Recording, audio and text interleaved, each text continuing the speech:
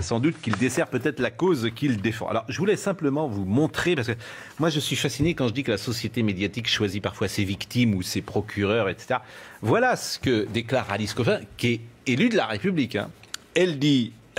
tout d'abord, elle parle. Il ne suffit pas de nous entraîner, il faut à notre tour les éliminer. Elle parle des hommes, hein, les éliminer.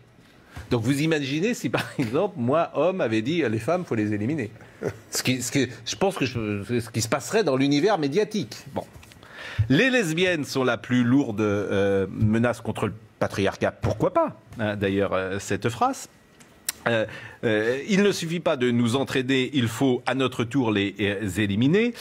Nous avons le pouvoir, sans les éliminer physiquement, de priver les hommes de leur oxygène, les yeux et les oreilles du reste du monde. Bon, je trouve c'est absolument formidable. Je ne sais pas si on voit effectivement les... on a un petit problème technique, Marine Lançon. Et elle dit également, les hommes, je ne regarde plus leurs films. Alors ça, c'est formidable. C'est génial. Les hommes, je ne regarde plus leurs films, je ne lis plus leurs livres. Mais dis donc, il ne va pas lui rester grand-chose quand même. Mais, parce que alors, que des films faits par des femmes et avec que des femmes. Je suis fasciné de ça. Alors, je suis fasciné d'abord que nous, on a grandi dans les années 70, 80. J'ai pas souvenir qu'on entendait ce genre de choses. Donc, moi, ça me fait de la peine. Je dis souvent ça.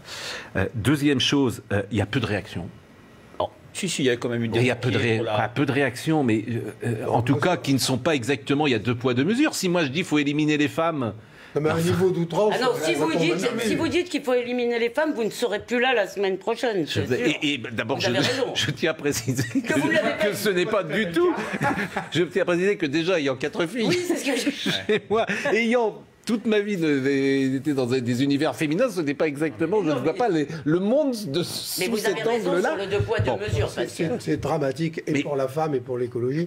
Quand même, ce que Dieu a inventé de plus beau, c'est la femme. Oui, mais c'est pas ça qui m'intéresse. Mais c'est pas le sujet. Quelle image ça donne après? Mais c'est pas le sujet. Ce qui m'étonne, c'est quelle image ça donne à mes jumelles. Mais je suis d'accord, mais c'est pas le sujet. Le sujet, c'est la réaction médiatique. C'est ça qui m'intéresse. Alors, je sais pas.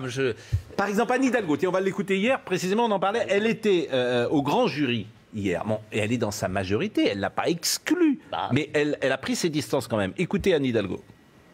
Évidemment que je ne partage pas du tout ce type de constat. Je suis une féministe pour l'universalisme et je me suis engagée toute ma vie pour l'égalité des droits, pas pour la suprématie, y compris des femmes sur les hommes.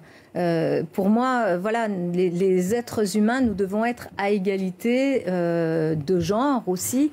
Et je pense qu'il faut continuer, mais vraiment continuer à avancer sur ce terrain-là. Donc non, je ne partage absolument pas, même si c'est son droit, évidemment, de s'exprimer comme elle l'entend. Mais... Eh ben non, moi je ne suis pas d'accord. C'est pas son droit, comme ça, d'aller dans la haine. Il y a une autre phrase qu'elle a dite, que j'ai relevée ce week-end. Elle a dit « Les hommes avec leur masculinité sont une immense menace pour la société ». Les hommes, avec leur masculinité, sont une immense menace pour la société. Vous vous rendez compte le degré de haine que ça veut dire? Et effectivement, on ne peut pas condamner la haine quand sont désignés une communauté, une race, tout ce que vous voulez, et faire comme si là, c'était pas grave. C'est 50% de l'humanité. Non mais ce qui est extraordinaire, pardonnez-moi de vous dire que vous êtes un peu incohérent. Parce qu'en fait, tout cela... Non mais, je souscris évidemment, mon cher Gérard, à ce que vous venez de dire. Simplement... Vous avez tous, ou un certain nombre d'entre vous, pardon, applaudi MeToo et la merveilleuse libération de la parole. Or, en réalité, Alice Coffin, c'est la version extrémiste de ce qui s'est passé avec MeToo, parce que MeToo, après MeToo, il y a eu une campagne de pub dans le métro, je vous le rappelle, où on montrait en quelque sorte que tous les hommes étaient des violeurs, que tous les hommes étaient des prédateurs. Ça n'est pas Alice Coffin qui a... Pardon... Ce n'est pas Alice Coffin qui a inventé ce discours. Évidemment, elle nous rend en quelque sorte service, si vous voulez, parce que évidemment, c'est tellement complètement dément que même les écolos, même les féministes... Yannick Jadot, je voudrais vous écouter ce qu'a dit Yannick Jadot ce matin sur Europe 1, et c'est Sonia Mabrouk qui me prévient. Il y a dans ce combat pour le féminisme beaucoup de colère. Je ne suis pas d'accord avec tout ce qu'elle dit, mais il y a dans les combats toujours des mots obus qui vont plus loin que ce que pense la majorité des personnes. Yannick Jadot, c'est honteux. Bah oui. Voilà. Parce que c'est honteux ce qu'il dit. Moi, je le dis comme ça, il devrait condamner. Donc, là encore, 2 poids, 2 mesures. dans quelqu'un qui dit faut éliminer les hommes. Yannick Jadot ne veut pas condamner quelqu'un de son propre parti.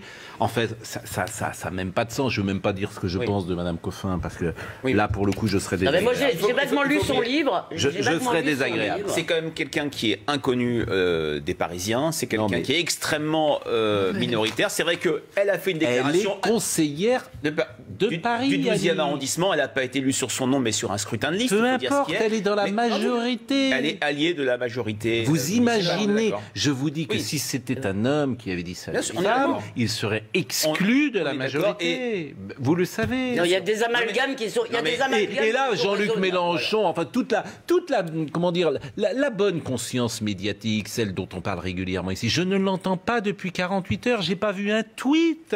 J'ai pas vu un tweet des féministes pour dire qu'il y a une femme qui demande d'éliminer les hommes.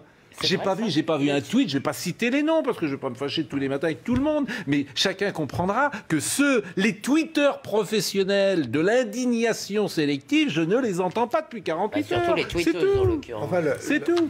La meilleure politique, c'est le silence radio. Oui. Non, il ne faut pas lui donner la parole. Mais non, alors écoutez, elle publie un livre. Non, Jacques, elle publie un livre chez Grasset qui s'appelle Le génie lesbien, qui a eu déjà des papiers dans un certain nombre d'endroits. Puis alors, les papiers, ils disent que c'est pas... Certains sont très sévères. Non, mais il y a des papiers, pardon. Alors oui, Pauline Delassus, dans Match. Pauline Delassus, remarquable journaliste qui écrit Alice Coffin est journaliste comme moi, féministe comme moi, lesbienne comme moi. C'est au nom des femmes comme moi, donc, que l'activiste prétend publier son premier livre, 240 pages, pour clamer son mépris des hommes, des femmes hétérosexuelles et même des homosexuels, celles et ceux du monde du spectacle à qui elle reproche d'être placardisée. Elle cite d'ailleurs la journaliste Caroline Forest, féministe lesbienne, auprès de qui Alice Coffin a fait ses débuts de militante 5e, je suis atterré par cette approche essentialiste, binaire et revancharde qui abîme des années de révolution subtile et flatte les clichés anti-féministes. C'est pour ça que je suis pas tout Le monde est terrible. Je veux dire, on a peut pas faire l'amalgame avec MeToo. Dans MeToo, il y a bien sûr. On va pas faire 2 heures là-dessus. Mais on peut pas. On va pas faire 2 heures, mais je voulais juste simplement un mot quand même sur l'amalgame sur MeToo. Je dis juste que dans MeToo, il y avait déjà ce discours qui criminalisait, le désir des hommes. Tous les hommes étaient considérés comme des prédateurs. Il y avait le parti de nous les femmes dans laquelle on voulait m'embrigader, ce qui m'a vraiment tapé sur le système. Nous avons compris. Voilà. On termine. Un dernier mot, très vite. Oui, ça peut quand même participer à ce qu'on voit dans nos enquêtes, à savoir une dégradation assez forte de l'image d'Europe Écologie Les Verts. Puisqu'on a réalisé une enquête pour le groupe LR de l'Assemblée nationale et l'image de sectarisme associé à Europe Écologie Les Verts a bondi en à peine un an. L'image du parti s'est également dégradée. C'est bien sûr pas Alice Coffin, mais c'est cette gestion municipale qui a fait beaucoup de polémiques. C'est un discours suicidaire. Il y aurait un mot à dire sur Jadot, peut-être, quand même, là-dessus. Ah ben Jadot, il est formidable. Non mais, ce qui est étonnant... Ah bon, bah d'accord. Je viens vous dire que c'est fini. Bon, très bien. Mais cette intervention est à mettre en parallèle. Le féminisme règne sur ce plateau. C'est une blague de mauvaise foi, j'en conviens. Il n'y a pas plus féministe. Oui, mais je blague, j'ai le droit de blaguer. J'espère, en tout cas. Bon. Mais je trouve que cette intervention d'Alice Coffin est à mettre en parallèle avec celle de Geoffroy de la Laganerie, qu'on a déjà écouté 3 fois, mais on va l'écouter une 4e fois. Et je vous conseille l'article du Figaro qui a publié le 2 octobre qui s'appelle « Un apprenti dictateur au micro ». C'est un excellent papier de Olivier Babot qui dit d'ailleurs ceci. Alors, parce que on va écouter ce qu'il a dit, vous le savez, mais son interview est hallucinante. Je rappelle qu'il est prof, payé par l'Éducation nationale. C'est vous et moi qui payons. J'espère qu'il y aura au minimum qu'on va l'écouter. Je ne sais pas s'il a un blâme ou n'importe quoi, mais voilà ce qu'il dit aussi. Voilà ce qu'il dit. Vous payez France Inter aussi. Oui, je paye France Inter. Mais voilà ce qu'il dit. Il dit « Le respect de la loi n'est pas une catégorie pertinente pour moi ». Il l'a dit à France Inter. Le respect de la loi n'est pas une catégorie pertinente pour moi. La question, c'est la justice et la pureté. Les derniers qui ont parlé de la justice et la pureté, c'est les nazis. La justice et la pureté. Et c'est les révolutionnaires type Saint-Just. Mélangeons pas tout, s'il vous plaît. Mais moi, je ne mélange pas, je dis que c'est les mêmes. C'est un héritier. Pardonnez-moi, je dis que... mélangeons. Le respect de la loi n'est pas une catégorie pertinente pour moi. La question, c'est la justice et la pureté. Qui a parlé de la justice et la pureté, sinon Robespierre, Saint-Just et les gens du tribunal révolutionnaire? Vrai ou pas? Je pense Merci. qu'on peut pas, c'est plus compliqué. Oui, d'accord, c'est plus compliqué que ça. Il y a d'autres choses D'accord, à c'est dire, plus compliqué que ça. ok. voilà. Bon, Quand même. il dit ce n'est pas la loi qui définit la justice, demande la journaliste, l'analyse sociologique, répond-il, etc. Donc, Geoffroy de la Gannerie, professeur dans nos écoles françaises. Voilà ce qu'il dit. J'attends évidemment une réaction. Pourquoi pas du ministère de l'Éducation nationale ou du ministère des universités. Écoutons-le quand même. Réécoutons-le parce que ce qu'il avait dit à notre consoeur invité par France Inter. Et évidemment, puisqu'on invite à France Inter, on n'invite pas Thibault de Montbrial, mais on invite Olivier Geoffroy de la Gannerie. Écoutons-le.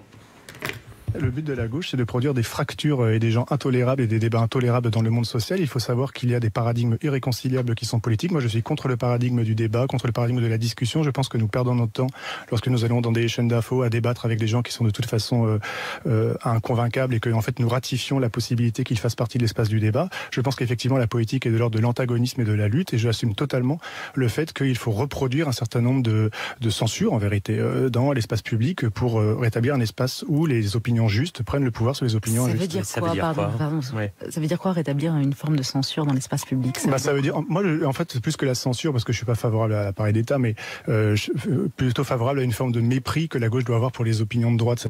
Ces gens qui nous donnent des leçons France Inter ont invité ce type-là, quoi. C'est fascinant. Hein. Franchement, c'est fascinant. Et il dit aussi, pardon, il faut quand même le rappeler, il dit dans la même interview, qui est totalement hallucinante, vous avez raison, qu'il ne faut pas fétichiser les élections.